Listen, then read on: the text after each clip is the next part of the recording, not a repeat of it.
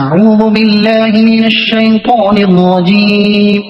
بسم الله الرحمن الرحيم.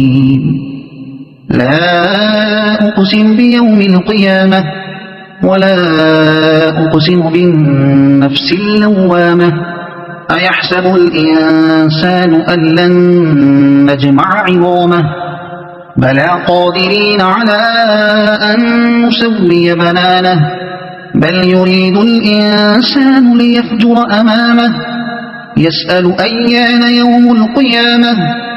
فإذا برق البصر وخسف القمر وجمع الشمس والقمر يقول الإنسان يومئذ أين المفر كلا لا وزر إلى ربك يومئذ المستقر ينبأ الإنسان يومئذ بما قدم وأخر بل الإنسان على نفسه بصيرة ولو ألقى معاذيره لا تحرك به لسانك لتعجل به إن علينا جمعه وقرآنه فإذا قرأناه فاتبع قرآنه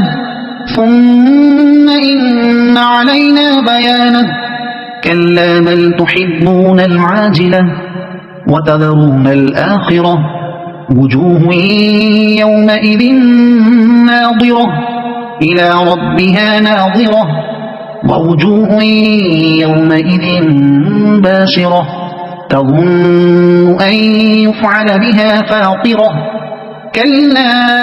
إذا بلغت التراقي وقيل من راق وظن أنه الفراق والتفت الساق بالساق إلى ربك يومئذ المساق فلا صدق ولا صلى ولكن كذب وتولى ثم ذهب إلى أهله يتمطى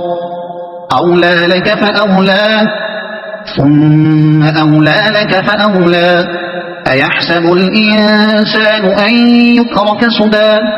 ألم يك نطفة من مني يمنى ثم كان علقة فخلق فسوى فجعل منه الزوجين الذكر والأنثى أليس ذلك بقادر على أن يحيي الموتى صدق الله العظيم.